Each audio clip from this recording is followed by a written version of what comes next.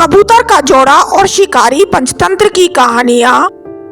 एक जगह एक लोभी और निर्दयी व्याध रहता था। पक्षियों को मारकर खाना ही उसका काम था। इस भयंकर काम के कारण उसके प्रियजनों ने भी उसका त्याग कर दिया था। तब से वह अकेला ही हाथ में जाल और लाठी लेकर जंगलों में पक्षियों के शिकार के लिए घूमा करता था। एक दिन उसके जाल में एक कबूतरी फंस गई। उसे लेकर जब वह अपनी कुटिया की ओर चला तो आकाश बादलों से घिर गया। मूसलाधार वर्षा होने लगी। सर्दी से ठिठुर कर व्याध आश्रय की खोज करने लगा। थोड़ी दूरी पर एक पीपल का वृक्ष था। उसके खोल में घुसते हुए उसने कहा, यहाँ जो भी रहता है मैं उसकी शरण चाहता हूँ। इस समय जो मेरी सहायता करेगा उसका जन्म भर ऋणी रहूंगा। उस खोल में वही कबूतर रहता था जिसकी पत्नी को व्याध ने जाल में फंसाया था। कबूतर उस समय पत्नी के वियोग से दुखी होकर विलाप कर रहा था। पति को प्रेमातुर पाकर कबूतरी का मन आनंद से नाच उठा। उसने मन ही मन सोचा, मेरे धन्य भाग है जो ऐसा प्रेमी पति मिला है। पति का प्रेम ही पत्नी का जीवन है। पति की प्रसन्नता से ही स्त्री जीवन सफल होता है। मेरा जीवन सफल हुआ।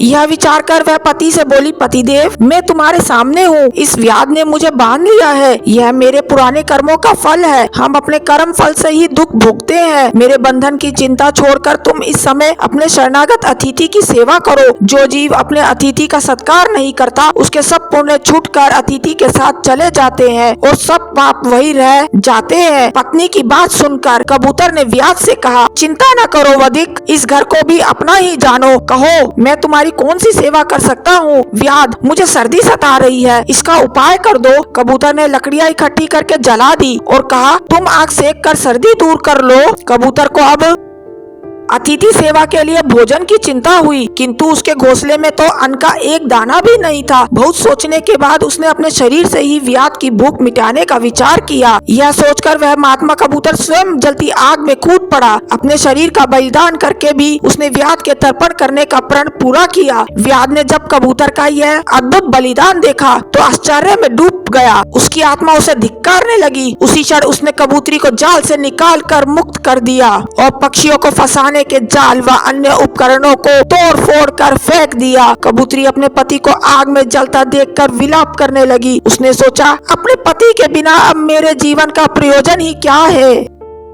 मेरा संसार उजड़ गया, अब किसके लिए प्राण धारण करूं? यह सोचकर वह पतिव्रत भी आग में कूद पड़ी। इन दोनों के बलिदान पर आकाश से पुष्प वर्षा हुई। व्याध ने भी उस दिन से प्राणी हिंसा छोड़ दी।